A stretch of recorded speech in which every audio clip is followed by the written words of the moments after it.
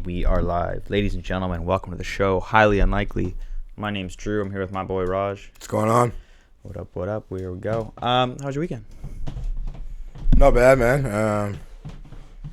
Trying to remember what the fuck happened here. Big fight, obviously. Yep, really big fight. Oh, yeah, it was Thanksgiving, right? Yeah. Did you do anything? Dinner at Sisters. Nice. How was that? It was all right, man. Kind of sad, actually. You know, it's like fucking super depressing, to be honest, bro. Yeah? Yeah, but whatever. Watch the fight after. Just like first holidays type deal? Yeah, you know what I mean? Watch the fight after. Football. Yeah. Trying to remember something else I did. I can't remember. Fuck, man. I can't even remember, bro. Yeah, that's about it. Okay, Worked. Mellow weekend. Actually, the work, actually. That's a shitty go. Whatever. It's all good. But, yeah, how about you? I went out of town. I went dirt biking. Oh, yeah. How'd that go? Mine was a little less depressing. Yeah. It was a bit of a shit show. So I pull up to this campsite on Saturday. How many guys? Dude, this thing is, I pulled up, right, thinking it was just going to be maybe 20 people, 30 people, close friends. There was legit 150, 200 people there. Wow. Dude, Dope. it was crazy. Dope. And so, obviously when there's that many people, everybody's drunk, machines everywhere, it's a shit show all the way around, right? Yeah. Do you know what, a razor is, a side-by-side? Mm-hmm. Okay, you've seen those things, right? So, dude, there was, multiple cases where people are blowing up their machines. One buddy fucking went off the side of a road, smoked a tree, almost died, whole bit. And then the funniest thing was we were right along a river, and it's right next to kind of a native reserve. And so there's a big salmon run up the river, and so you're not allowed to go in the fucking river with your machines and whatnot, right? They get all upset about it. So first night, obviously somebody's in the fucking river, 3-4 people, right? I was gonna say, did you join the natives and start fucking trying to catch a salmon, bro? With my bare hands, bro, a bear. Yeah. Spear. Fucking. But, first night, obviously someone's in the fucking river. So the owner of, the property, because it's a private property that we pay to stay on, it's connected to a bunch of trails and stuff. Also owned by natives? Pardon? No, this guy's not native. Okay. But he comes over, and he's like, yo, you guys can't be in the fucking river. The salmon run explains the whole bit. Everyone's like, okay, yeah, fair enough. Sorry, our bad. We didn't know, right? It was first night. Yeah. 2 nights go by, no issues. Third night, this one guy named Steve. I'm going to fucking shout you out, Steve. A little bit of a loose cannon. The entire night, it's the last night before we're going, and everyone had been drinking heavy the 2 nights before. Everyone's just hurt and rotten. Everyone's like, okay, we're just going to take a mellow on Sunday. It's going to be chill. 'Cause packing up when you're hungover. Brutal. I can imagine, dog. Dude, it's the worst fucking thing ever. No doubt. Especially in the cold and the snow and shit. Brutal. So, last night, he's like, fuck that. I'm going on a tear. Drinking heavy the whole night. Let's go for a night ride. Everyone's like, Steve, you got to chill the fuck out, dude. Night rides never end up well, bro. Oh, dude, they're so much fun. We went on them every single night. But we're like, hey, bro, just not tonight. Everyone's tired. People are in bed by 9 o'clock. He's like, no, fuck you. I'm going. Takes off for a little bit by himself. 2 o'clock in the morning rolls around. Pretty much everyone's asleep. Mistake number 2. Yeah. Goes by himself. Dude, he's an idiot. So 2 o'clock in the morning rolls around. All of a sudden, we hear his machine go up again. And it's fucking just, and he's doing flybys by camp. Then all of a sudden, we just, and he's in the fucking river. He's ripping up and down the fucking river. Really? His machine gets stuck. This is why night. And we're like, motherfucker, Steve, what the fuck are you doing? So another buddy takes his machine, goes into the river after him, tries to pull him out, blows his machine up, trying to get Steve out. Oh, wow. So now we got 2 machines in the river. Steve's fucked blaring music at no fucks given. Poundage. Yeah. Doesn't even care. Doesn't give a fuck, right? All of a sudden, owner comes out of nowhere, and he's got 2 huge Samoan-looking native dudes. One dude's got braids down the back, tattied up. I like it. And dude, he's got a fucking fat machete at his hilt. Just a walking totem pole. Dude, this guy's a monster. He's scary fuck, right? Dope. And so he comes running up, and he's fucking legit waving this machete around. Yeah. What the fuck? Trying to fight? Yada yada yada. Do you know our Polish friend? I know of them. Okay. He was there. Great guy, right? Yeah. He hasn't drank in I think it's almost a decade and a half. So he's stone sober at this point, right? He gets woken up by all the commotion. Comes down to the river. Buddy's waving a knife around. And he goes right up to the guy, fucking puts his fist in the guy's chest and goes, "You motherfucker, you have no rights. We paid to fucking be here. Shut the fuck up while we get Buddy out." And so native guy backs down. He goes trucking out into the middle of the river, just in his like clothes, hooks up a machine. Someone's like, "What are you doing?" He's like, "We're getting fucker out of here. Then go to bed." Pulls Buddy out with his machine and then goes back to bed. It was the funniest shit I've ever seen. That's a nice G move. Dude, big ballin'. Nice one on the Polak. Oh, 100%. That's nice. Natives, Polacks. We got like the United Nations. Dude, it was. It was a real mixing of cultures. Nice. Yeah, it was a fun weekend. Really fun weekend. Dope. Any equipment get ruined? Yeah, we had one bike blow up. But it was... like engine gone? Yeah, just seized. Every once in a while, like we've had the pistons rebuilt on it and shit, so every once in a while they'll just go if you use them hard enough, right? So dope. That's kind of... Like 200 people? That's a lot of fucking people. Dude, bro. it was not what I was expecting. It was fun. Even like 20, 30, like you were saying, that's still a good fucking amount of people. Yeah, so... everyone with equipment and shit, that's a lot of shit. It's rowdy. Fuck, yeah. Like, really rowdy. It was fun. How was, like, sleeping? Did you get much sleep, though? Or like, no. But, like, the first 2 nights, we were so mangled, where, like, you can just pass out anywhere, right? But the last night was... I can't do the pass out anywhere, man. I can't do that. Dude, when it's 3 o'clock in the morning and you've been dirt biking all day long, you're just exhausted. Yeah. Well, obviously, I'm not a camper, right? You know. No, you're not white, dude. So, like, right away, but yeah.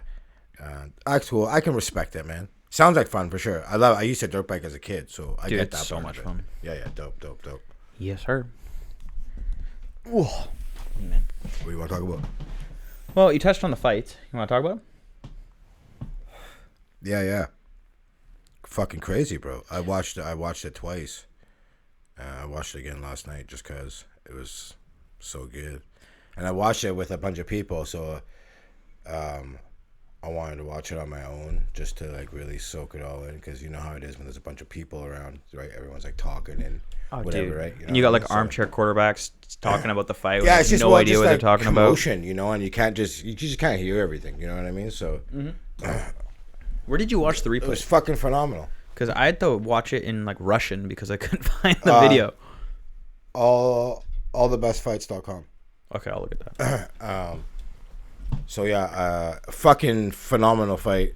You watch it in Russian, eh? Yeah, dude. It's dope, you just get these guys yelling in Russian about shit.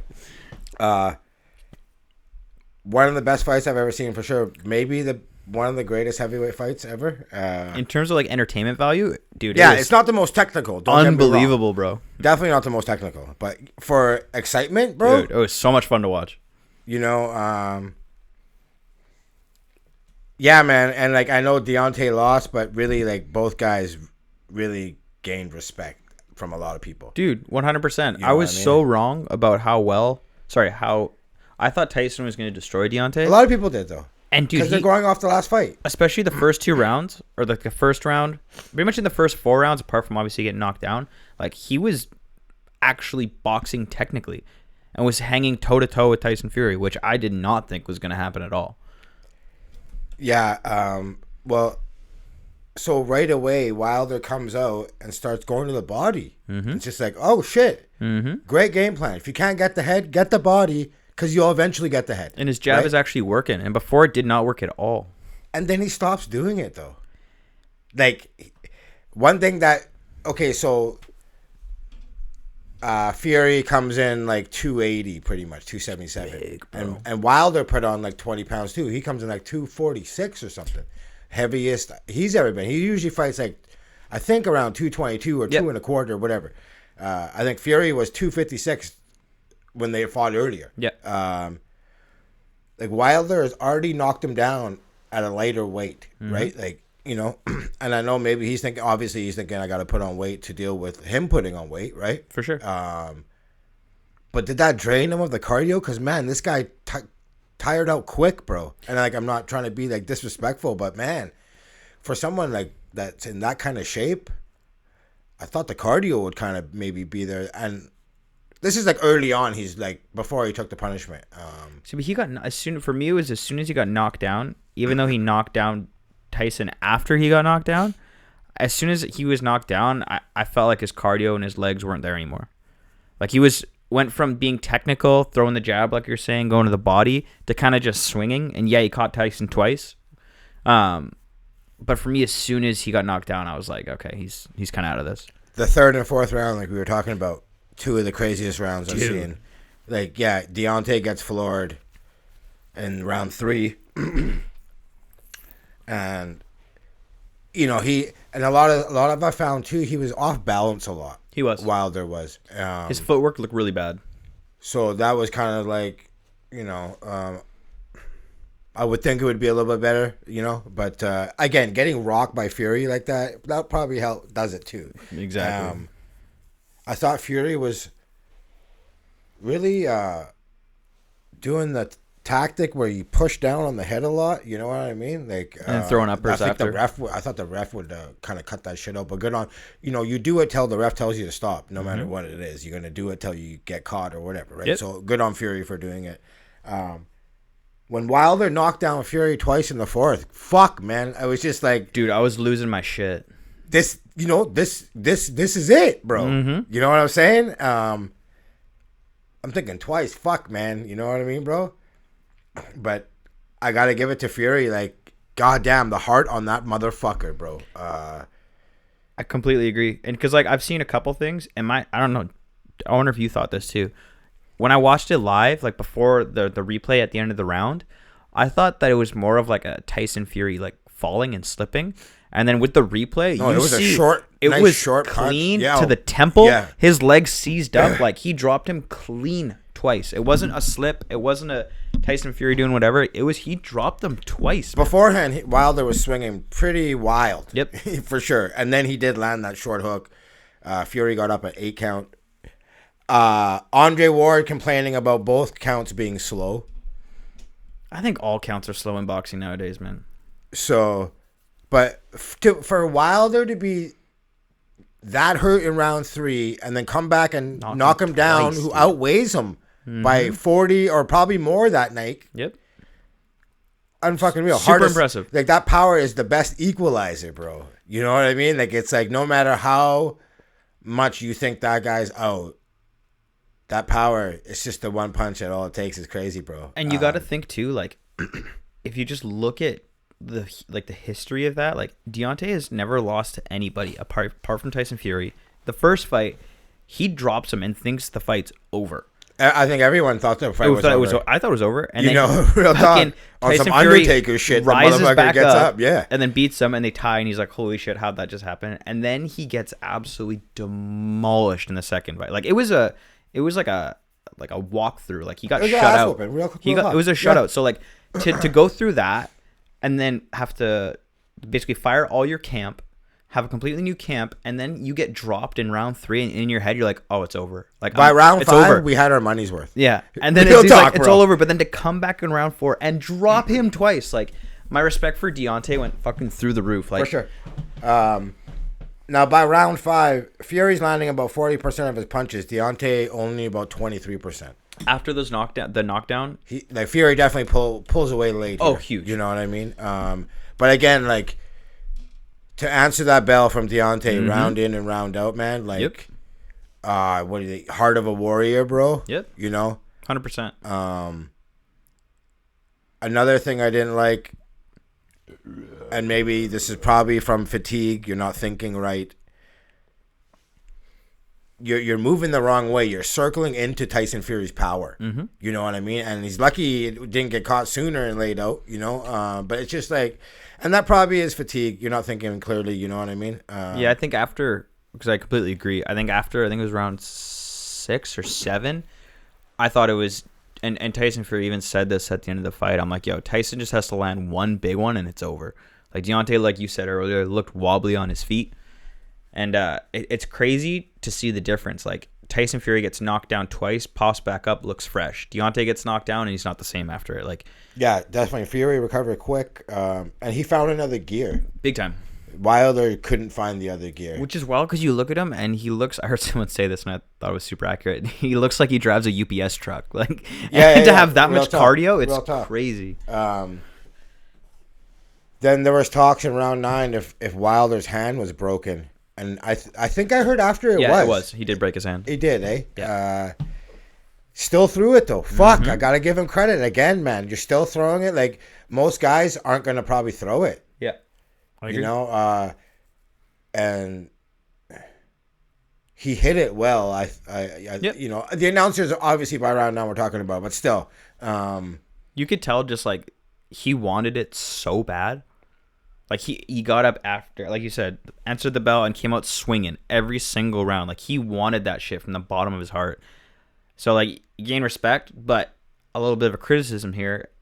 I thought it was super cornball to not respond to Tyson Fury when he came over and was like, "Hey man, like for sure, super good round, like super good fight. Like I respect tells you a you lot." the hatred here too. That's the thing, right? Like, so I kind of like sportsmanship at the end. Like yo, he's the better man. You gotta like give him props, bro. Like these guys fight 10 more times. Fury's winning all 10, dog. Yeah, I think so for sure. There's no question about it, bro. Like he arguably won the first fight, and he smoked you the Deontay's second. Just be like, bro, like you got to give the guy props for that. I don't care how much you hate him. The guy beat you fair and square, bro. He's a better boxer. Like enough with the excuses. You know, I think that really diminished your character after the fight previous, coming out with all these wild accusations and like you send your corner in this time while he's getting his hands wrapped. Like there's some nefarious shit going on. Like no one's buying that. No one's buying that, man. Dude. And I really thought that was fucking really horrible, bro. You went from like the outfit being too heavy to him cheating. You grasping at straws like that makes you look so fucking weak, bro. Desperate. Exactly it. He's grasping at straws. Like he's just desperate. So I really hated that. And like, it's not like I don't like Wilder. I really like him. Mm-hmm. But yeah, round 11, he was outlanding him 139-70. Yeah, he smoked him. You know, when he got knocked down, the ref didn't even bother counting. No. And like that guy was so tired. He was out. Yeah, and like, you know, he's like he wanted to go out on his shield, and fuck, he sure as fuck did. There's not much more you could have done there, you know. And like I really like the like you're saying, going out on your shield. You definitely did like, and this is where like the issue I have really shows. It's like you did go out on your shield. You gave it your absolute best shot, knocked him twice, and he still beat you. You got to give it up. And I have to 100%. And I like what Fury said. What else are you gonna do? Yeah, get your ass whipped by him again. Like you didn't even get your ass whipped. Like I'm not trying to say that, but I like I said, they fight 10 more times. Fury's winning all 10. Yeah, and I like what Fury said too. He's like, I have so much respect for Deontay. He's like, I've always said Deontay's the second best in the world, and it's just because I'm me, and that sucks. But real talk, it is what it is, right? And you got to accept it. So I don't. It was tough to watch, and I hope that he doesn't do the same thing where he's making up excuses like you were saying, because it's super cornball. And you go from gaining all the respect from everybody and love, even from myself, who like haven't been that big of a fan of him, to all of a sudden being like, bro, how are you going to be corny again? So many positive comments coming out for Wilder after and then you ruin it by doing that. So, yeah, like, let's keep this good energy. You know what I mean? Now, what happens next? Is it Joshua, Dylan White? Is it Usyk? Like, I don't know. I guess he has to sit back and wait, see what happens. I think winner Joshua fucked up, and by not winning it, him and Fury in the UK would have been fucking Wembley? huge, Holy bro. Holy shit, dude. That would have been like biggest fight of all time. Oh, bro, and for the that would have been for sure. unreal, man. And the UK fans are so dope. And I'm not saying that can't still happen, but man, did Joshua fuck up the bag on that one. Mm-hmm. But I guess, you know, wait and see. He's gonna have to lick his wounds for a while. I think he just fights whoever loses in that Usyk Joshua fight. Maybe Ruiz too. I guess you could throw him in there. See, okay, after watching this fight, I kind of think Deontay beats Anthony Joshua. Well, it just depends what Joshua shows up. This is the question now. Are we getting the first Ruiz Joshua, or are we getting the second Ruiz Joshua? Do you know what I mean? Like, you don't know what you're getting Joshua, now. Bro. Like you're saying, the great equalizer with Deontay, like I think he clips him, he knocks his ass out. Well, that's the beauty. Like, you only got to catch him once, bro. Joshua's going to have to tag him lots. I'm here for it. I'm here for any of those fights, to be honest. I'd watch all of them. Any of the top four guys now with Usyk in the mix, too. Usyk Fury. Yeah, that's a sick fight, too. You know? Usyk's pretty small, though, is the only thing that's tough. But he's going to be a lot better than Deontay with. Like, Deontay's no head movement. Nope. Kept his head on the center line and just backing straight up. Like, get off the center line with your head, bro. You're just getting tagged. Like, yeah. I mean, it's easy to play armchair quarterback, right? But that's what we do for a living, bro. Yeah, I know. You know, but yeah, whatever happens next, I'm here for it. I'm ready for it. So yeah, but yeah, honestly, like it's so rare for a fight to exceed the hype because like this is over 2 years in the making. Got canceled for COVID. Fury had COVID. Like this is a long time coming, bro. And for the fight to be this good, like you want to talk about boxing trilogies, Ali Frazier, you had Riddick Bowe and Holyfield. Marco Antonio Barrera and Eric Morales was probably one of the best ones. 2 of their 3 fights were fight of the years. Just fucking wars, man. But like for this last fight to exceed is super rare. To exceed everyone's expectations is fucking rare, bro. So it's the best boxing match I've ever seen. Oh, it was unbelievable. I would like to say money well spent, but I didn't buy it. So, but yeah, but real talk though, you can't be upset for buying that pay-per-view. You know what I mean? So, and I couldn't imagine what it would be there live. Like, dude. You know, heavyweights are just different, you know? In like, Vegas, like, yeah, so for rowdy. sure. It's dope, man. Fucking home run. I can't wait to see what the numbers are.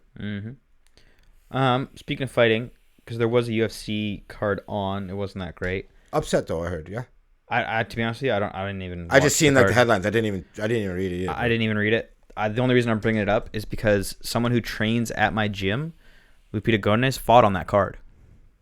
Win or lose? She won. Oh, nice. First round armbar. Oh, nice. And so and this is the crazy thing is she took a fight this weekend.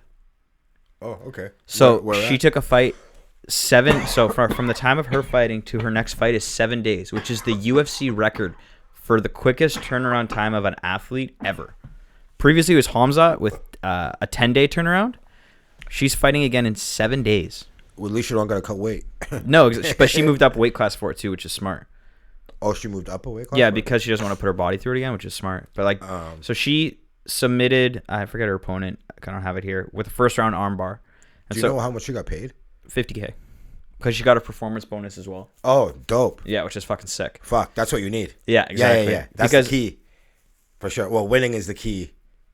But yeah, if you can get a performance fucking bonus, goddamn. Nice. Dude, if she wins this, so because she's 1-1, she lost her first fight, but her first fight was on, I think, 2 or 3 weeks' notice against Jessica Penne, who's like super legit. She's like top 5 in her division. Okay. And it was a actual war, 3-round decision. I think it was a split decision, and she barely lost it. So super, super close to winning her debut at a couple weeks' notice. Had a full camp for this fight and absolutely demolished the girl she fought, and then she's fighting in 7 days. Keep doing what you're doing. The UFC is going to love you. So I wanted to give a quick shout out. That's pretty dope. Good honor. Did you, switching gears a little bit, you see the new Dave Chappelle special? No, I haven't watched it yet. Okay, dude, you got to watch it. Maybe we'll save this for next week then. But I'll it's check really, it out. really good. It's not like as much. You know how lately he's been storytelling a little bit more with his specials? I can't even remember the last special. Where it's not just joke. He's more making points about society. Okay. It's like that with jokes sprinkled in, and fuck, it's good, dude. Okay. Really, I know. really I'm hearing just seeing out there these trans people are. Oh, dude, he goes in so hard. He does. Oh, dude, so hard. It's so funny. I know. This trans person that works at Netflix. I don't know, but I'm just saying this article I read. Yeah, you guys are good friends, right? Yeah. I don't even know what to say. He, she, whatever. They spoke out on it. Yeah. And Netflix fucking suspended him. They're trying to raise all this backlash, and Netflix is like, "Go sit your ass at home." Yeah, it's Dave Chappelle. But yeah, I haven't seen it, so I can't comment on what was said. But yeah, dope. Just I'm sure it's gonna be funny though. Dude, it's hilarious. Be real here, right? You know what I'm saying? So right on him. I'm hearing some people are saying it feels like he just mailed it in for the check on this one. Is that true or no? If you're going into it expecting stand-up comedy, joke, you're gonna be a little bit disappointed. But if you go into it expecting what Dave Chappelle does now, and knowing if you've never seen a Dave Chappelle special and you watch this, you're gonna be like, that wasn't really stand-up comedy. Whereas if you watch Dave Chappelle stuff, you're gonna love it. I don't even care. As long as if it makes you laugh, it makes you laugh. Exactly. You know what I'm saying? So watch it. We'll talk about it next week. For sure.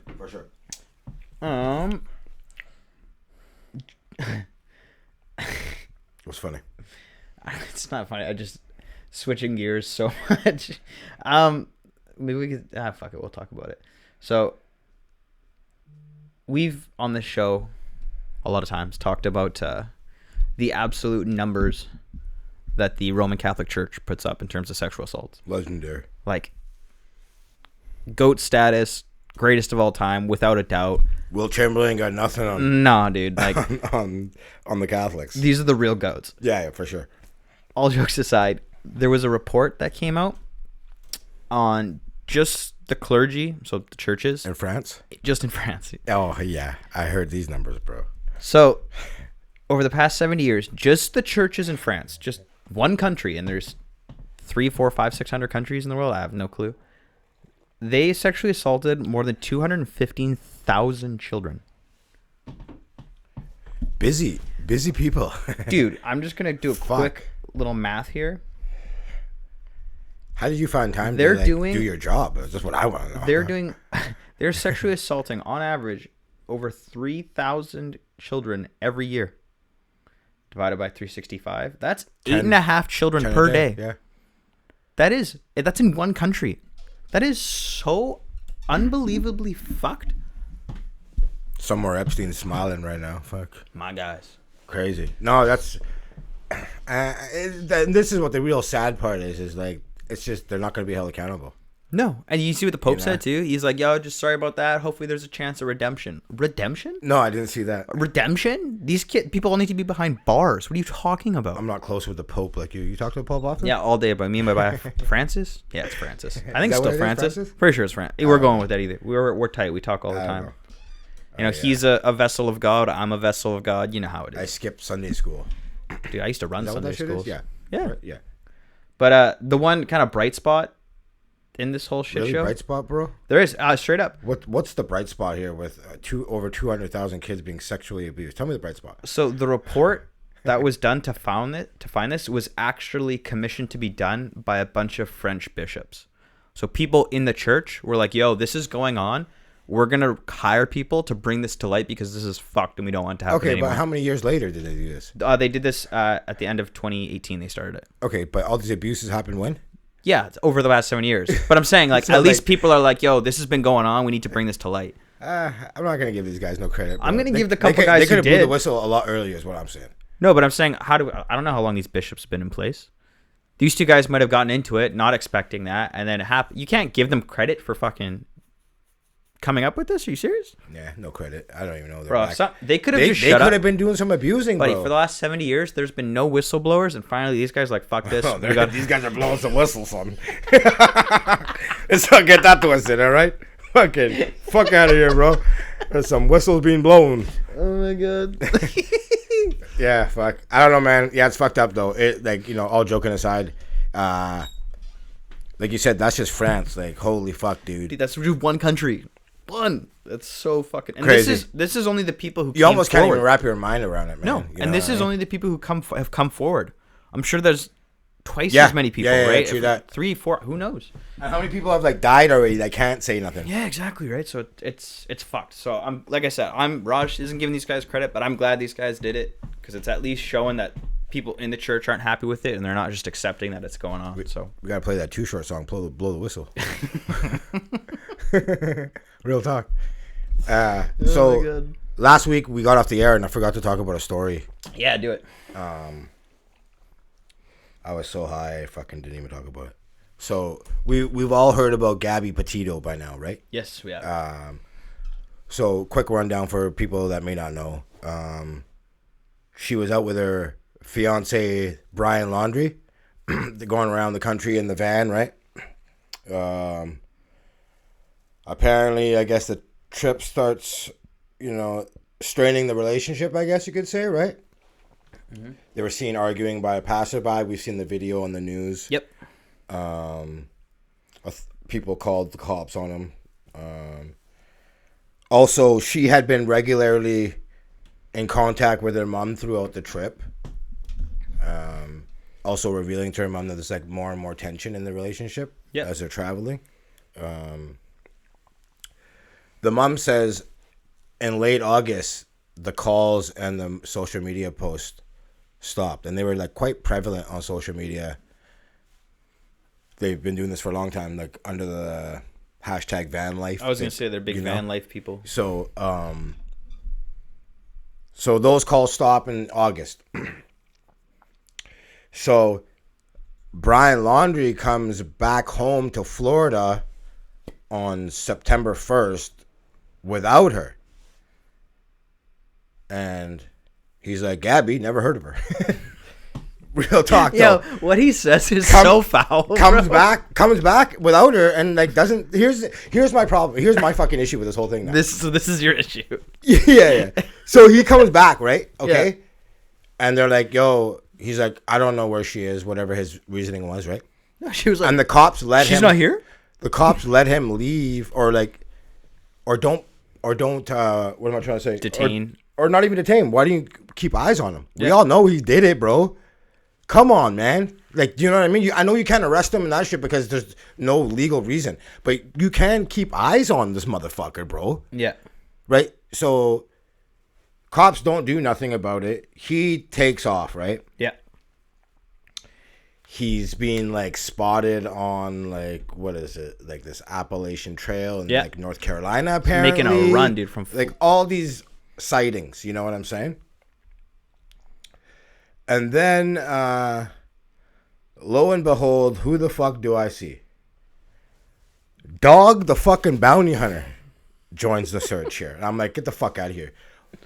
I'm like, yo, why is this guy all of a sudden rearing his ugly head, you know? Like, I don't know if people remember this. I want to bring up this interview that was done. So...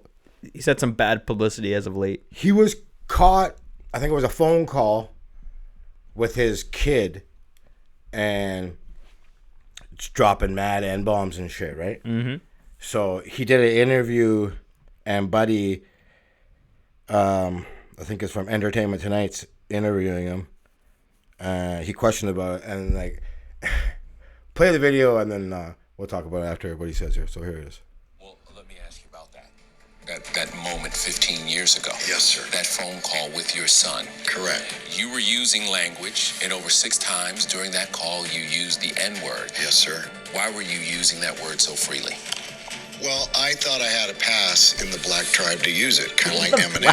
Who gave you the pass? The brothers. Who were the brothers? I had just, gotten out of prison in 1979 after spending time in 18 months in Texas, and it was probably 3/4 from the black tribe. So that was a word that we used back and forth as maybe a compliment. My pass expired for using it, but no one told me that. To say a racist name doesn't qualify to make you a racist. If you use that word, use that word and you use it in your regular everyday life, it makes you a racist. I have more black friends than Eminem. That is the... Okay. There's so much to unpack. Okay, so first of all, who the fuck says black tribe? That alone sounds racist as fuck, shit, bro. dude. Okay, because no one in my lifetime has ever talked about black people and referred to them as black tribe. Okay, and then he says he got a pass from the brothers. It's the Aryan Brotherhood in prison. Okay, that's who we you got know what I'm pass saying? from. Like super vague. Goes on to say his pass expired, but nobody told him. Like he was waiting for the letter. You didn't in the get mail the email coming. notification. You know bro. what I mean? He's like, yeah. It went to your spam mail, bro. Sorry. And then to say you have more black friends than Eminem that's what to me what a racist person would say. See, but Eminem doesn't even say it. You're trying. That's who you're comparing. You're trying too hard, bro. Why you're gonna go there and be like, That's like the racist thing to say. I know somebody who's black. Yeah. It's like, bro. Like you do not look good here. Real talk. So it's been years since dogs look good. Let's. Oh, if somebody even needs just to get this. punched out here, it's dog for sure. I would love to see someone. You know who's not getting punched out? KO Dog, him. bro. Yeah. So, anyways, okay. This obviously, I'm thinking, he's trying to save face. Yeah. He's like, if he can catch this guy, I'm gonna catch the killer. He's gonna be a quote unquote fucking hero now, See, dude, right? I want to that exact conversation and mine's. I want to be in the room. I wish I was in the room when he came barged in like, boys, I got an idea. I'm gonna track this fucker down, and people are gonna forgive me for dropping M-bombs. Real talk. I bet you that was the plan. 100% real talk it was. You know what I mean? Now, here's what I will say. If this fucking guy catches Brian Laundrie before the FBI does, He's all forgiven. I completely forgive him. First of all, the FBI can never show their fucking face again. If you let this fucking clown catch him before you guys get him, okay? Real talk. You better be fucking embarrassed and ashamed if Dog the Bounty Hunter catches him. But anyways, getting back to a bit about the case here. Like, as apparently his parents were caught lying. They went camping together after he had gotten back, I guess. Mm-hmm. The sister lying about talking to him. Now, don't get me wrong. I'm not snitching on my family either. You know, I'm not blaming the parents or the family here because real talk, I'm not snitching on my family either. I don't care what they did. So, anyways, so that's happened. Now, the cause of death was revealed recently. Yeah. It was strangulation, and the manner is homicide, they ruled. So, that being said, it turns out that fucking... Dog speculates now that he called his parents in Florida after allegedly killing the girl. I don't know where. He didn't back up this with any claims or any factors, I should say. But I guess this fucking clown ends up getting hurt, Dog, in the chase. Yeah. It says, hurt his ankle, and he went home. And home is, I can't remember where home is. Oh, I guess from Hawaii. So how the fuck are you catching this guy when you're in Hawaii? Wait. Motherfucker went home because he hurt himself. He hurt himself in Hawaii? No, he hurt himself searching for this guy. I guess whatever trail he hurt. So was he ankle. hiking the Appalachian Trail? Yeah, whatever. Dude, there's no way. Guy hurts his Dog's ankle. decked out with Yeti mugs and backpacks, and he's hiking the trail. And he's like, "Oh, I hurt my ankle, so I'm gonna go home, but I'll continue the search from home." He said. Dude, he's an American hero. How you doing this? He's don't question Google Dog's Maps, method. bro? Don't question. He's a Google certified. Maps is like, yo, I haven't seen nothing change in a while, man. Yo, He you ain't telling here. me right now you know better than a certified bounty hunter, bro? He's a fucking American hero. He's gonna catch this is man. So bad, bro. So I don't know. I gotta give it. We all know once this guy gets caught, he's just gonna, or before he gets caught, he's just gonna kill himself. This guy ain't. He's not built for jail, bro. I disagree. I think obviously if they're bearing down, they're gonna 100% catch him. He'll kill himself. But I think the fact that he made it from Florida all the way to North Carolina or wherever the fuck But he's they're at not right even now. 100% sure if it's North But Carolina. that's what I'm saying. Like, he's But, I mean, it clearly. seems like it is. If he was gonna kill himself, he would have already done it. He's making a full clip run for it. If he makes it to Canada, bro, it's over. He's gone. And he's not even going that way. Or, He's I going guess he north, is. dude. I Yeah, guess he's going north. But Sure. Florida's at the bottom of the United States. Good call. Good call. There's only one way he is going. We just opened up the borders today too. He's gonna be coming through, bro. Oh, 100%. But I don't know. I think that guy's way too pussy to do jail time, and he's definitely gonna off himself. That's my call. I think he. I'm not hoping this happens, but I think he makes it. I kind of am hoping it happens. We all know he killed her, so real talk. You know what I'm saying? I'm hoping. I'm not. Save the hoping- taxpayers some money and just off yourself, bro. Oh, I'm not talking about often. I'm saying I think he makes it to Canada, dude. No, I don't think so. Map of USA. I want to see where North Carolina is relative to Florida. Or Google Appalachian Trail. Okay, hold on. If he made it to North Carolina, he made it through Florida, Georgia, South Carolina, and then North Carolina. So he's only got Virginia, Pennsylvania, New York to go, and then he's home free in Canada. I don't know about home free, bro. I think those... You can never say that again. Well, he'll have a new home. He ain't home nothing, bro. No You know what I'm shit. saying? Either way, I hope he gets caught, but he's made it pretty fucking far, not gonna lie. Yeah, apparently he's like known to be like he can survive out there and shit. Oh, he's like a wilderness man? Bear Grylls so. style? I think so. Let's go. So, Well, see what happens. But yeah, there you go. You want to talk about the NFL what do you want to talk and about? your best friend Jon Gruden? Fuck yeah. Rough couple of weeks for coaches. First last week was Urban Meyer.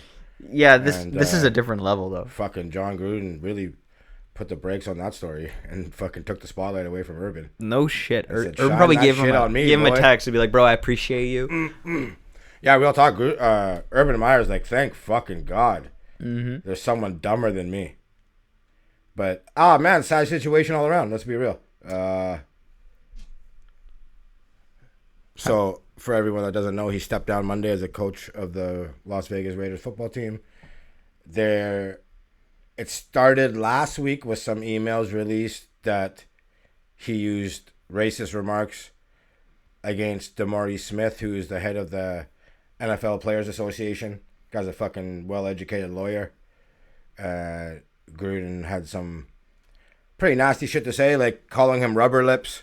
And then tried to back it up by saying that's what he called people that lie. That's bullshit, bro. Not a chance.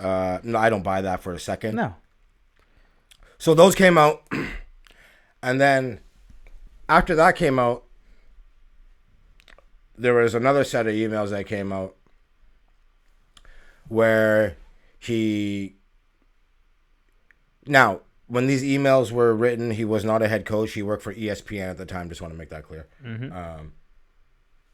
Now, the emails, he called Roger Goodell a maggot. Said that he should have not pressured Jeff Fisher, the then coach of the Rams, to draft queers. Now, I want to remind people that he has an openly gay player on his roster. Yep.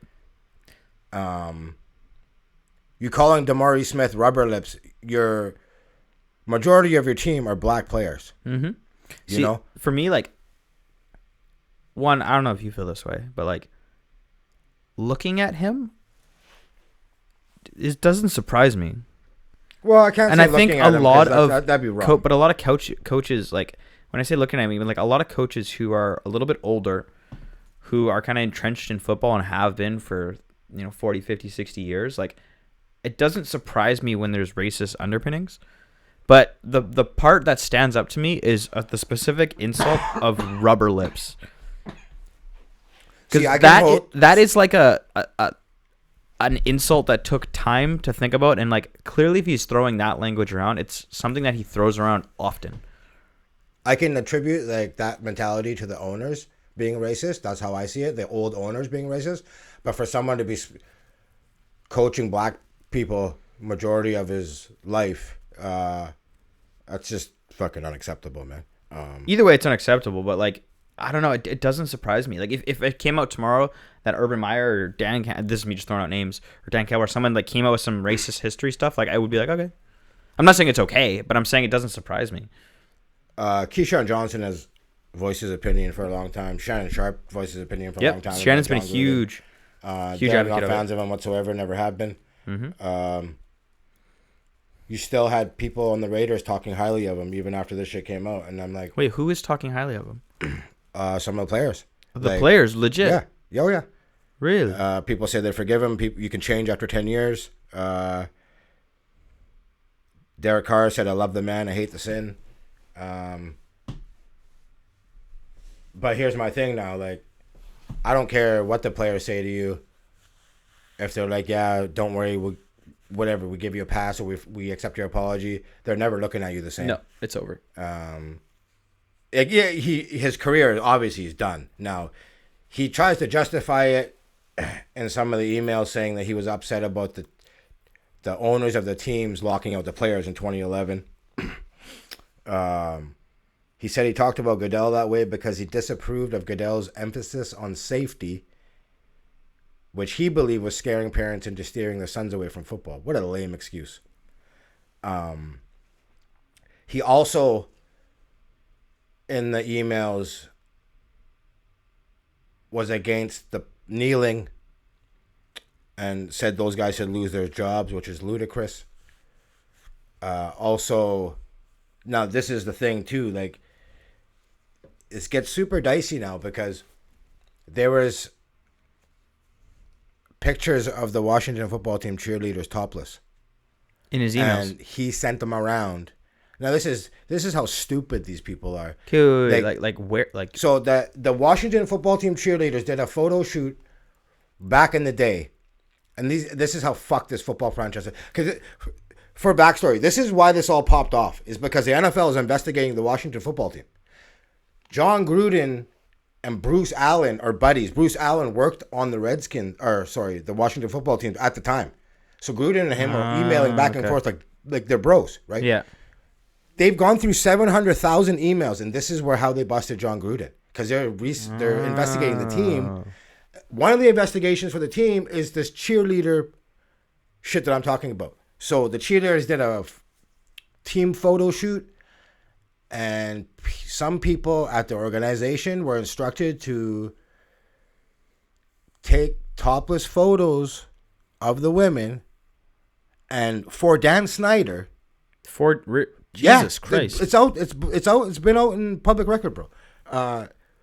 For Dan Snyder. Now, allegedly, Jon Gruden shared these photos in these emails, bro. Like, he talks disparagingly about women being referees in the NFL. So you go at women, you go at blacks, you go at gays. Fuck, bro. Yeah, the guy's obviously a clown. Who are you not going after? He's straight up a clown. And like, are you that stupid to use your work emails? And not even that. You got to know at some time, bro, this might be used against you. And that's the thing work for the I can't get NFL, over. bro. Like, you're going to use your work-related email. Like, how do you not think that this is going to come out in one way or another? Someone's work, someone's personal email. But yeah, it was. But still, just, like, yeah. What are you doing? Like, the behavior in and of itself is obviously wrong in every facet. But, like, using your work email that's clearly going to be, I mean, you might not think it's monitored, but if something ever goes sideways, it will be monitored. Yeah. Like, how can you not be that aware? And like, come on, we know with the New England Patriots investigations, Yeah. we know this can happen. Yeah, he's a fucking idiot. So, also, I didn't realize the Washington football stuff, though. That's crazy. and here's the thing, it's not even just to Jon Gruden now, because some of the emails included some pretty big business guys too. Really? The founder of Hooters.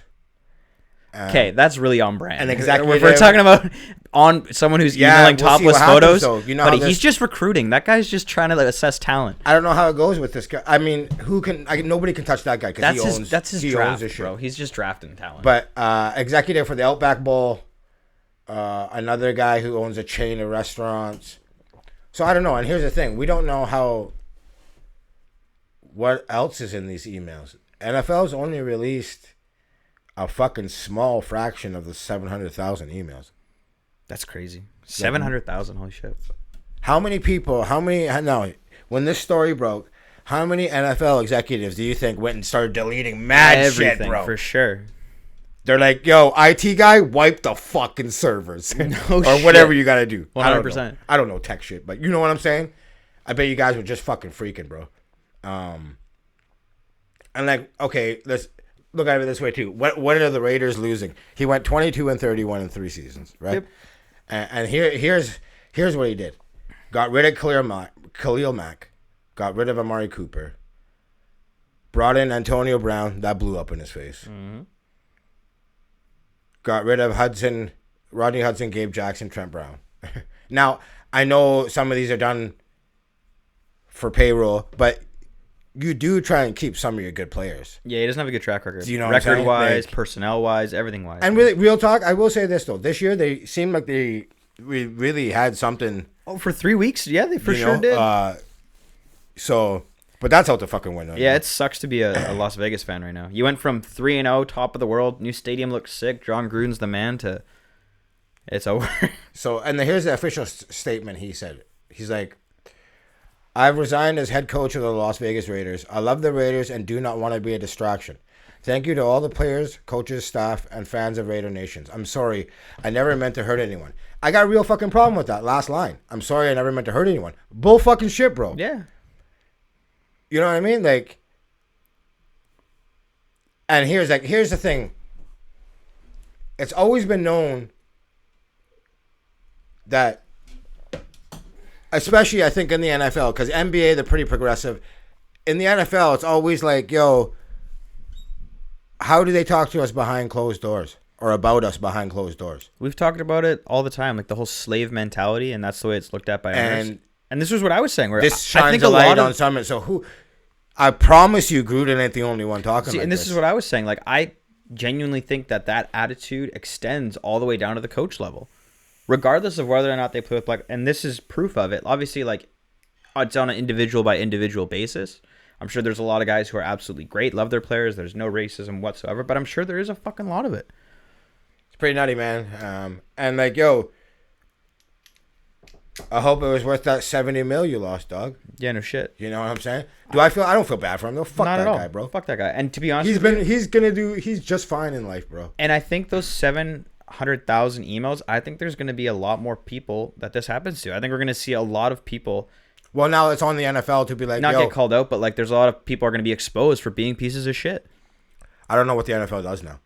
Like, now the cheerleaders are saying, yo, we want this shit released because they found out about the pictures like we just talked about. Yeah. Don't know if NFL is going to release anymore, to be honest, man. But like, what of the this is pictures? going to be a whole thing that I promise you, this ain't over. This is, you know what I mean? Like, this ain't over. Definitely no, for sure it's not. You know 100%. I mean? So, and definitely release those Some pictures. people are sweating right definitely now. Release those pictures because, you know, we all care about. Might be a Washington football team fan now. You never know how good the absolute wrongs that were done to those. But I don't know. I bet you there's a lot of NFL execs sweating right now. That's what I'm saying, bro. So, yeah, man. Stay tuned. I guess this ain't the end. No.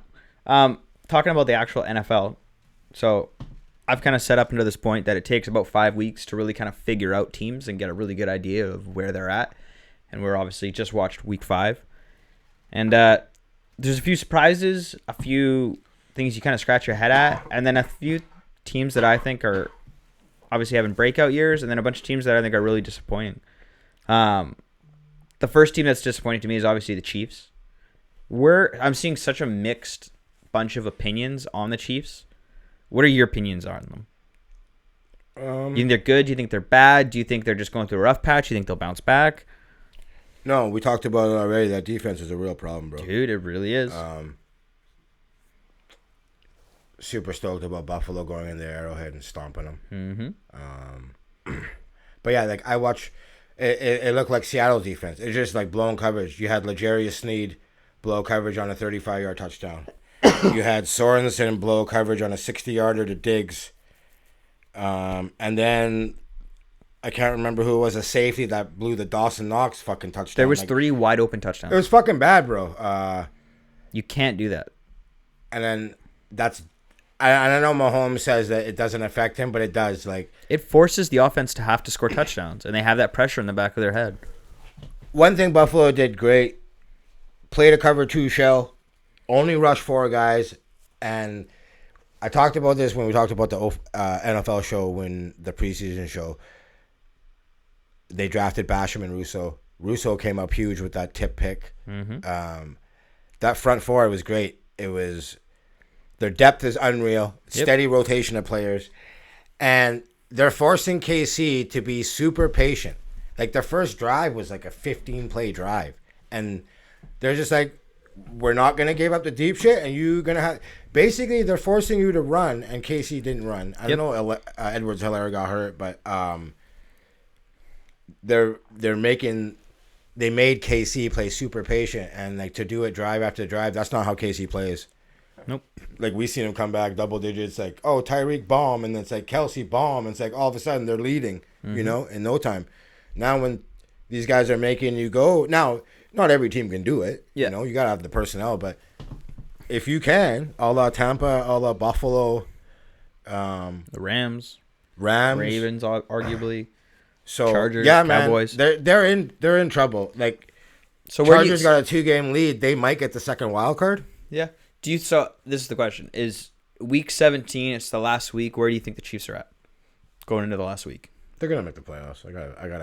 I think they got Pat Mahomes. I think they're a one and done team. I think they'll probably make wild card as well. I think the Chargers got the division. I think the Chargers are so fucking sick this year. Oh, that game with Cleveland was dope. Oh, dude. But yeah, I think obviously the Chiefs aren't fucked because they obviously have Pat and that offense with Kelsey and Tyreek Hill, and obviously Andy Reid too. But this season has just shown you like what a liability their defense is, like you were saying. But also just they don't have depth past Patrick Mahomes, Kelsey, Tyreek Hill. Who else they got on that team apart from maybe Honey Badger? Well, here's the thing too. I didn't think the Sammy Watkins, him leaving actually definitely had an effect. I didn't think it would. Big time. I thought McCole Hardman would step up.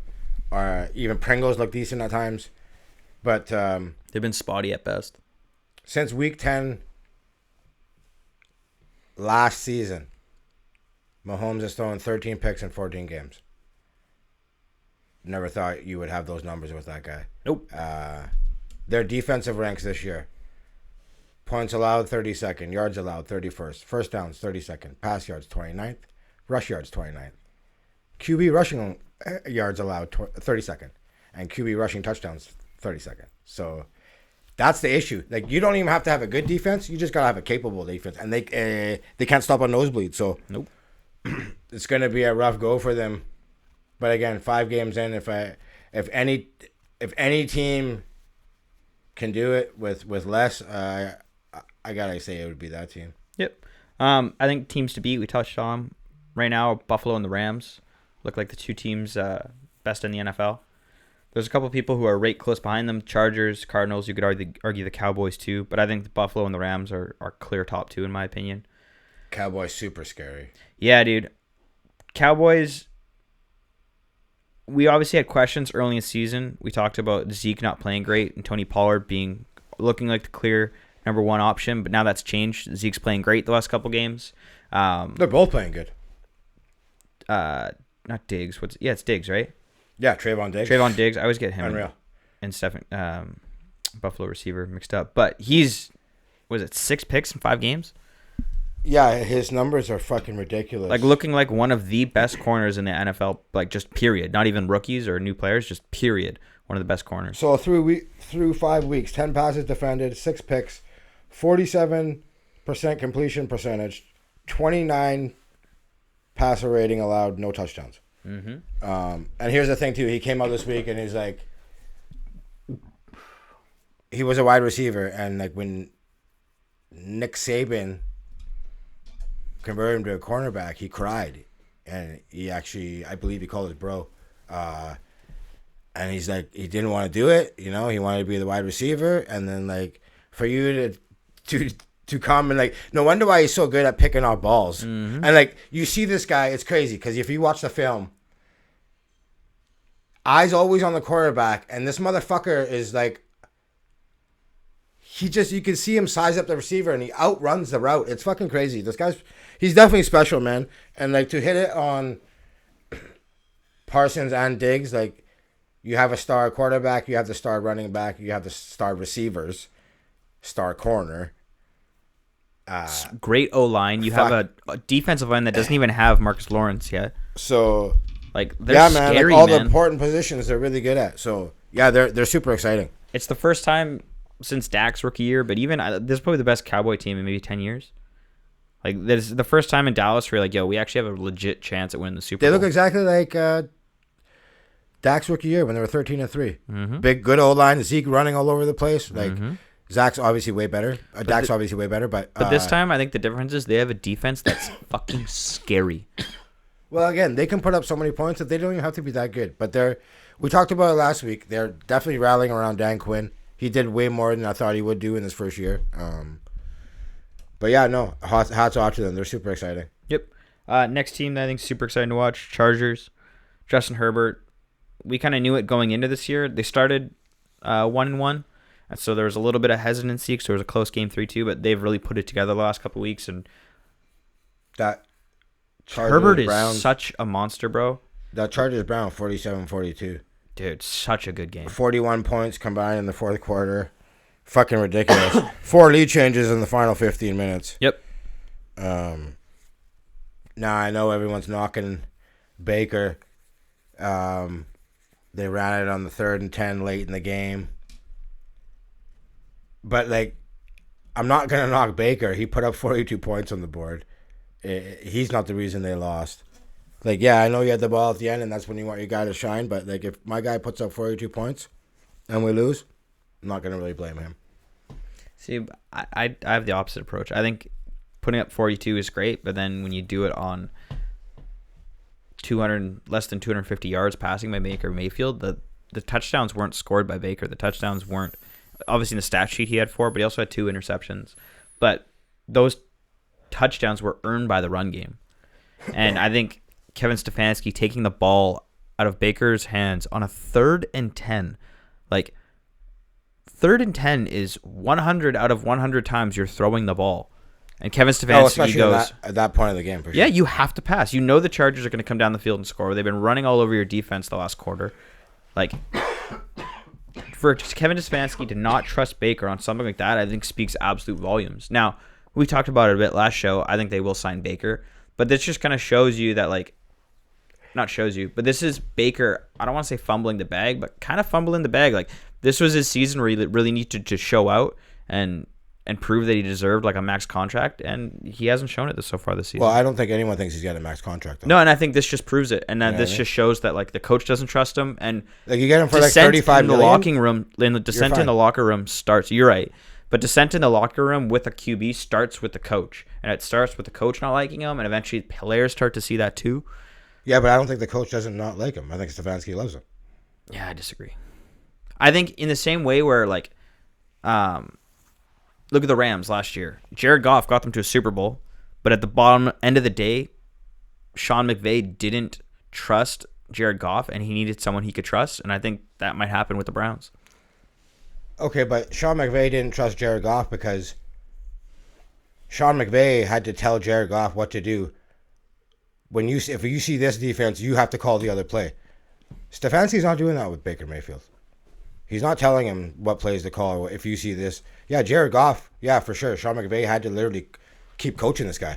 You don't got to do that with Stafford. He's not doing that with Baker, though. No, he's not even trusting him to throw on a 3rd and 10. Yeah, but he's not telling Baker. You can't use the Goff comparison because it's not even the same problem, is what I'm saying. No, but it's not the same problem. But the lack of trust in your QB for different reasons, albeit, I think the Cleveland Browns could do just as well with almost any QB in the league other than Baker. Well, yeah, because of that running game. Exactly. And so I think that is their ceiling, is they're not going to be able to go toe-to-toe with someone where, you know, the quarterback has that X factor of, hey, I can put the team on my back when I really need to. And I'm also a complete team with a running game. You look at the Bills, you look at Tampa, you look at Chargers, like... They have all the things that the Browns have, plus a quarterback with an X factor. And so I think if Cleveland doesn't do well in the playoffs, there's going to be a really long look. They're going to have to take a really long look in the mirror this offseason and be like, hey, do we need to pull a Sean McVay getting a Matt Stafford or somebody like that? I don't think that happens at all.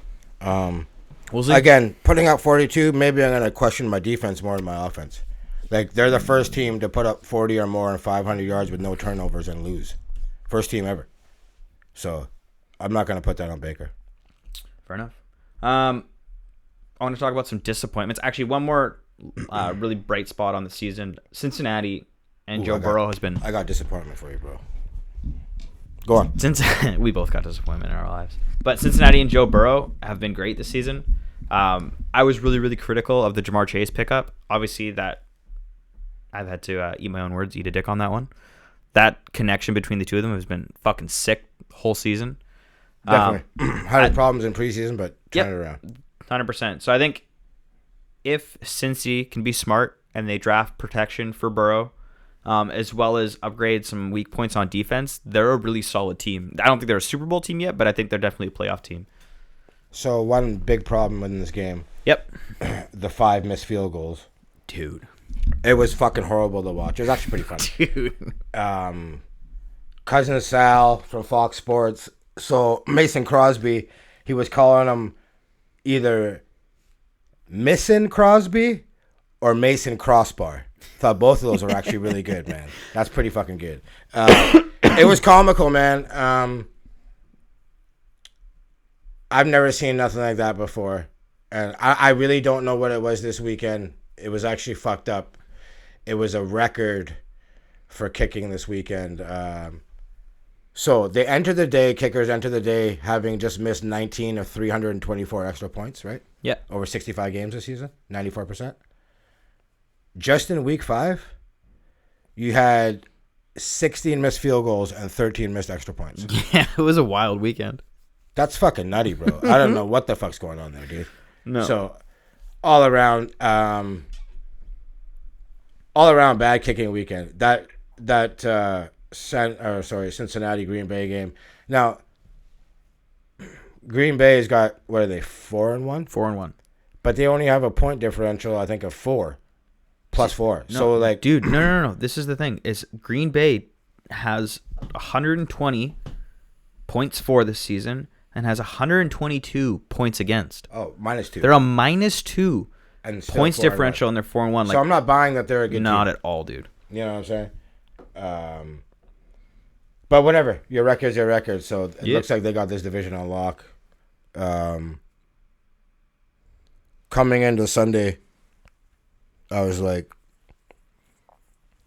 dope, I got to play the Lions, right? And real talk, I was like, shoe in, right? It actually felt pretty good. I was actually shit-talking the Lions. Bullets. Right? And then, bro, shit went super sideways. I'm, like you said, sweating. I'm like, get the fuck out of here. Yeah. Like, I can always count on my life, no matter how shitty my team is. I always know Detroit's worse than me. Mm-hmm. Like, I can count on that, like the rain in Vancouver. Bro. Yeah. You know? So, if I were to lose to this team, pretty fucking angry, bro. Mm-hmm. You know? Like, that's probably rock bottom for me. You know? Dude, like a junkie, I'm hitting rock bottom, 54-yarder away from it. So, after our guy missed one earlier in the game, too, right? We all know the kicking issues. I've discussed it on the show. Our guy fumbles. Up 16-9, Madison fumbles.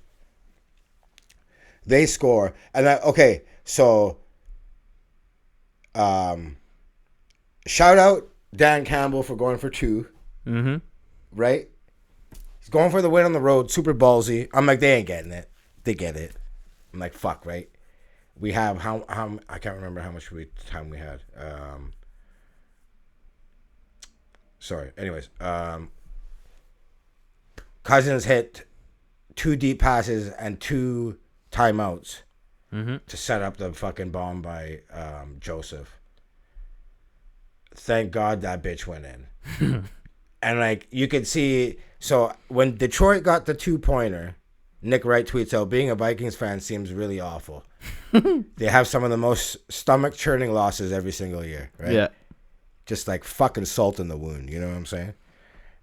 Now, the Lions, first team in NFL history to lose on game-winning 50-yard or more field goals with no time on the clock, twice in the season. Yeah, so, I feel... Detroit doing Detroit shit. I feel real bad for Dan Campbell because, like, as much as we clowned him... there? Yeah, as much as we clowned him at the beginning of the season, like, he's got his players legit playing for him, and he had 2 heartbreaking losses.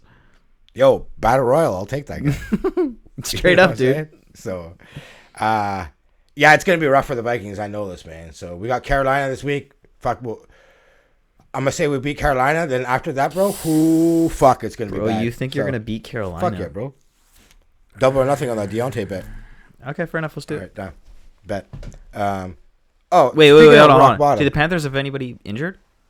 Before I fucking got Darnold playing quarterback, fool. That is basically like somebody's injured. But you have Kirk Cousins. Seeing ghosts. Get out of here. Yo, Kirk Cousins is one of the top-rated QBs in the league. Get the fuck... 2 and 3. Keep the disrespect off my name, bro. 2 and 3.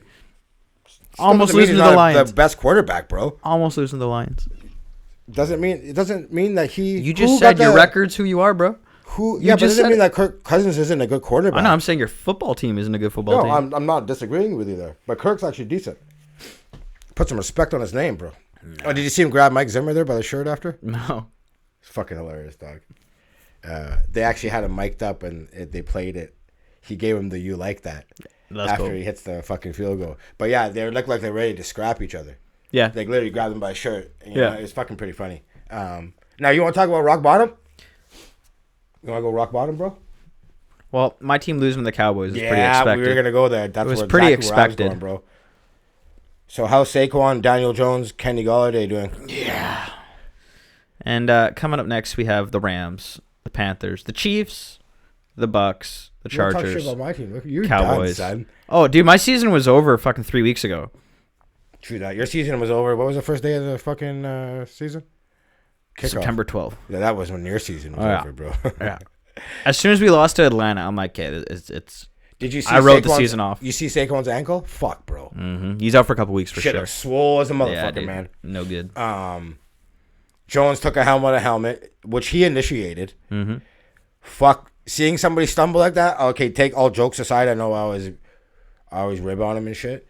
That's pretty scary, bro. Yeah, no one huge. wants to see that shit, man. You know, it's just like fuck, dude. And then Golladay hyperextending his knee, and then you're like, oh shit, Kadarius Toney, the rookie, 189 yards, killer. Then he punches somebody and gets kicked out. So it's just like, damn, Giants. Boys are rowdy. Fuck, it's gonna be bad. I think you and me both, man. It's gonna be a fucking. Yeah, it's gonna be hurt. it's gonna be a tough gonna year. hurt real bad. Speaking of hurting and heartbreak, the Indianapolis Colts, I think, is both of our picks to win the division. I'm pretty sure. No, I picked Tennessee. Okay, I'm pretty sure I picked Indy, but neither of us saw them going 1-4. I'll tell you that much. Okay, here you want to talk about biggest surprises. Their O-line's one of the biggest surprises. Mm-hmm. New England's O-line running game, another huge surprise. Hasn't been good. Nope. What else here has been fucking crazy? Atlanta being really bad, I guess. The whole Matt Ryan to Pitts combo not working. Although Pitts lit it Had a up in monster London. game, but still, the Indianapolis, Fucking London, the bro. Colts Too being bad all the rest of the games ain't London. yeah, the Colts being this shit though, I think is wild to me. If you look at their roster going into the season, they looked like a contending roster. Now, obviously, and you know what the fucked up thing is too, is that Carson Wentz hasn't played objectively bad. No, that's what I was just gonna say that too. He's like he hasn't been stellar. He's been good in some spots. He's been mediocre in others, but overall he's been okay. solid. Yeah, he's been okay. solid. And so like to be 1-4 with this talented of a roster and your QB not playing awful, it's super fucking surprising. Yeah, you can't put it solely on Wentz for sure. No. You know, and like, can we talk, since we're talking about that, can we not talk about, can we talk about Lamar's performance? I'm fucking believable. Dude. Now, again, been hard on Lamar with the throwing. Said he has to get better, especially come playoff time, because teams will make you do what you do worst come playoff time, right? He's had back-to-back over 3. He had like 440 yards, bro, I think. Mm-hmm. So they were down 19. They go on a 34-play, 300 yards in 13 minutes for 4 straight touchdowns. Yep. Also took advantage of a blocked and missed field goal. Like that comeback, the largest since Mahomes or since Jackson's been quarterback there. He was responsible for 96% of the Ravens' total yards, Which is so incredibly fucked. So Like that's 90. Sorry to interrupt. Yeah, no, no. 97% of the total offense running through one player is insanity. You'll never at the see it NFL. again. That's You won't see it again. so wild. And for you to have an 86% completion percentage on those many attempts, like that was probably his best game as a pro. Yep, I completely agree. Like video game numbers, bro. Yeah, it's You know, it's super fucked up. Now the most wins for quarterbacks before the age of 25: Dan Marino 34, Lamar Jackson 34, Drew Bledsoe 32. And he's currently on pace for over 6,300 combined yards on 9.1 yards per attempt and 6.1 yards per carry.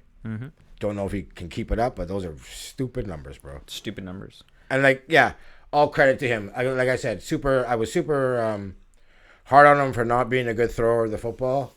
And I know he has been in his career, but he just wasn't last year. He's come back from double digits 3 times now in the last maybe 6 or 7 games, right? So that narrative is, you can say, Squash that narrative. yeah, definitely, that's over now. But Truly special player. completely agree. I think all the love that Lamar Jackson is getting, he completely deserves on every single fucking level. But talking about the Ravens as a team, I don't think they're Super Bowl contenders. I think they're one of the contenders. There's probably about 8 teams that are legit contenders. I put them in there. I think they're just on the outside looking in, and the reason I say that is right now they're 4-1, but I think they just as easily could be 2-3. They lost to the Chiefs by 1 point. It took a 66-yard Justin Tucker field goal to beat the Lions, and they were getting outplayed by the Colts for 2.5, 3 quarters. Hollywood Brown had 3 drops on touchdowns that game. Yep. No. That's really like. But what I'm If saying he is, catches one of those, it's not the 66-yarder, right? Yeah. I know it didn't happen, but like I wouldn't put that on Jackson. That's for but sure. they've also gotten breaks the other way too. Like they got the block field goal against the Colts and the missed field goal too, right? Like the Ravens haven't looked super confident in any of their wins. Like even the game against the Raiders that was super back and forth, that was an OT. Like that could have easily like, they didn't look that good either too. Like they've only had one game this season. That was pretty early. All the early games, like we saw Pittsburgh beat Buffalo. Now we look at it now, like. But they only have had, for my opinion, like they've only had one game. Their win against the Broncos that was really like, okay, the Ravens dominated this game. So I need to see more from the Ravens. I'm on the fence with them. I put them on the outside looking in. This week they play the Chargers, which I think is a super big indication. They also play the Bengals the week after, which low key I'm kind of looking at as Bengals as are a big legit. I watched them takeaway. a bunch this year. And that's what I'm saying is if they can stomp on the Bengals or win convincingly, I'll be in on it. The Chargers, I think, are one of the maybe 3 or 4 best teams in the NFL. So if they lose to the Chargers, I don't put too much stock in it. If they obviously get blown out, it's a worry, but I'm pretty sure they'll play them close. But if they can't handle the Bengals the way they should, I don't know how good the Ravens actually are. I got full confidence in them. I got more confidence in them than Kansas City for sure. Their coaching staff's one of the best in the league. They always bring it on defense. The running backs always good. I think the difference maker is Lamar actually throwing the ball. I think they're just gonna get scarier and scarier as the year goes on. We'll see how he goes. Wake up, fool. Yeah, I'm tired. Anything else you want to talk about in terms of NFL? I think we're. Oh, you want to talk about Seahawks pretty quick? Oh fuck yeah! No more Russ. Their season's done. Yeah. Do you think? Because obviously last season there was talk about Russ leaving Seattle, and even before this injury, Seattle has been a bit of a shit show this week. Pete Carroll's obviously come under a lot of criticism for his play calling and whatnot, and the offensive coordinator doesn't appear to have done what they kind of hoped he would have. Obviously, it was a little bit less archaic this season, but it was still pretty simple football. So do you think Russ maybe leaves next year? Because obviously, I said before that this is his last year, but I don't think so. Now when they went out and got Waldron, before Russ got injured, he was the highest rated quarterback in the NFL. I think he comes back. I think it all depends on what the Seahawks do draft wise next year. I think if they not tank, but if they lose, if this season's really shot, they don't have to tank. They got Geno. They're gonna be losing. Because Russ is out for what, 3-4 weeks? No, I think it's around 8 weeks. Holy shit! Okay, never mind. He had to have the surgery kind. It was like 2 kinds away. It's called a mallet injury. Oh, Jesus. I read up on it. So there's 2 different injuries. One that needs surgery, one that doesn't. He needed the surgery. So. Okay, yeah, the season shot. But they said he's coming back though, but I don't know what that means. I honestly don't.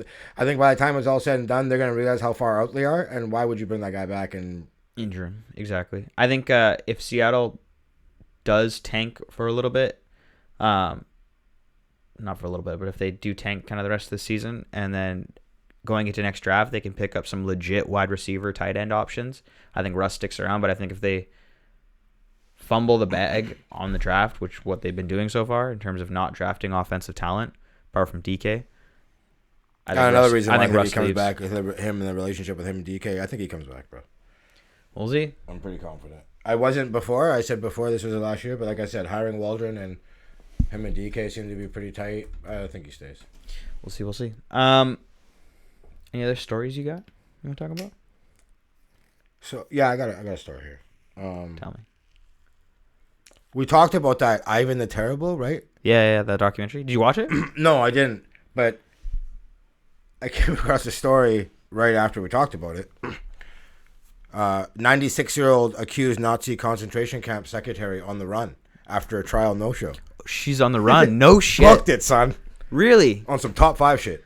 Okay, here's what I'm thinking. I see the headline, but is she just wheeling down and I'm the thinking, street? how far the fuck do? you getting?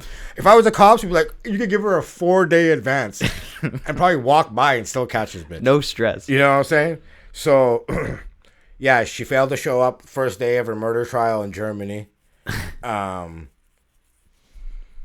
Irmgard Furchner. That's probably just totally butchered the name, but whatever. You're on the run. Like, I give a fuck.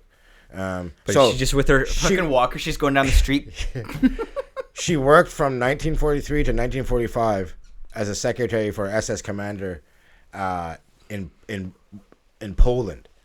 That's where 60,000 people were estimated to have been killed. Mm-hmm. So facing charges of being an accessory to the murders of more than 11,000 people. That's so fucked. Was tried in juvenile court because she was under 21 at the time. Mm-hmm. So, yeah, like I said earlier about, like, really, how far are you getting? Like, she got busted a day later. Like, you know what I'm saying?